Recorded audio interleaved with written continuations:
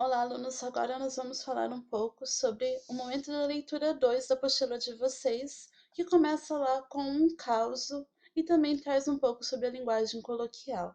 O que é o causo, então, né? Vamos lá ver na página 41, nós temos o momento da leitura e começa com o causo da Teresa Bicuda, né? Então, é um texto longo, mas é o quê? É uma narrativa contada oralmente, normalmente, né?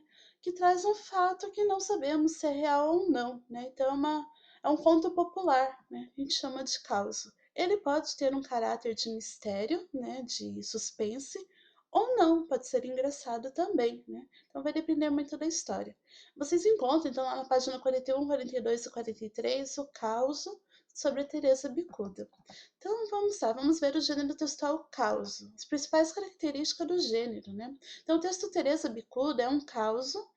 Os causos, ou casos também, como é reconhecido, são histórias derivadas dos contos, que pertencem à cultura popular.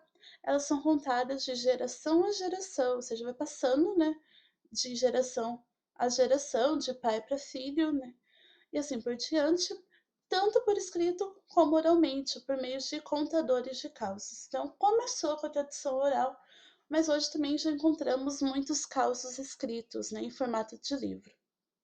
Essas narrativas, além de divertir, retratam a cultura das mais diversas regiões do país, né?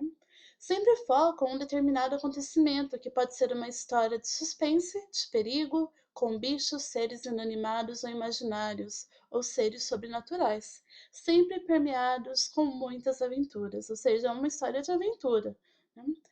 A linguagem que predomina nos causos é a linguagem coloquial, a linguagem do dia a dia, muito próxima da oralidade, né? No Brasil, um grande contador de causos foi o escritor mineiro João Guimarães Rosa, cujas obras apresentam, entre outras características, histórias das tradições populares. Então, o Guimarães Rosa, como ele é conhecido, né, ele trazia muitos causos sobre o sertão, sobre o Nordeste, né, e ele criava, além de criar essas histórias, ele também criava personagens únicos, né, e palavras diferentes. Ele é reconhecido por uma linguagem popular muito diferente, próxima da oralidade, mas também com palavras inventadas, que a gente chama de neologismos. Então, eu trago aqui para vocês um exemplo, né, uma foto do João Guimarães Rosa, para quem não conhece, né, e um trechinho do livro dele, né, Grande Sertão Veredas, que é um dos mais famosos, né, e em que ele diz assim, ó, o senhor vê o remor do vento nas palmas dos buritis todos, quando é ameaça de tempestade. Alguém esquece isso? O vento é verde. Aí no intervalo, o senhor pega o silêncio e põe no colo. Então, assim, é uma linguagem muito poética, né, muito figurada, né, mas também tem essa questão dele falar diretamente, né? A gente vê o personagem dialogando, ele fala muito com o leitor, né? Então é muito próxima da oralidade, do jeito de falar do povo mesmo, né? Então aqui é só um trecho, né, do livro dele, para a gente ter uma noção de como ele escrevia, né? Então a linguagem do caos, né, é uma linguagem coloquial, a linguagem do dia a dia, uma linguagem um pouco mais livre, né, mais fácil, né, sem muitas regras, é diferente da linguagem da escola, dos livros didáticos, por exemplo, né? Então ali vimos que uma das características do caso é apresentar uma linguagem com marcas da oralidade, ou seja, bem próxima da que usamos em nosso dia a dia. Observe alguns trechos extraídos do texto Teresa Bicuda. Então, o primeiro trecho ali, ninguém gostava dela e não ia de jeito nenhum se dar ao trabalho de pensar em atender seu último pedido. Ia, né?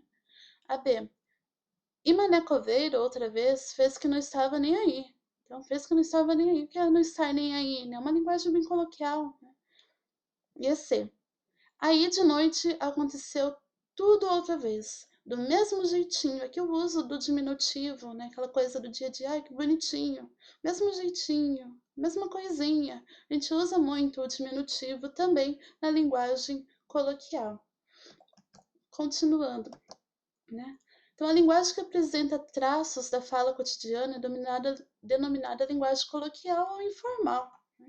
Isto é, uma linguagem que se aproxima de uma conversação, de uma conversa, de um diálogo do dia a dia. Essa linguagem constitui-se em uma variação linguística empregada em situações informais de comunicação, e às vezes aparecem as gírias que nós já trabalhamos também. O uso da linguagem coloquial ou informal é apropriado quando há proximidade, familiaridade com o interlocutor. Quanto mais próximo dele, mais informal tende a ser a linguagem.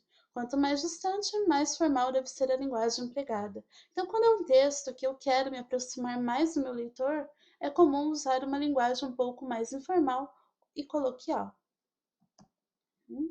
Então, o que vocês vão fazer agora? Vão ler o caso, né, por completo lá da Teresa Bicuda nas páginas 41, 42 e 43. Então, são 3 páginas com a história, tem ilustração também, né?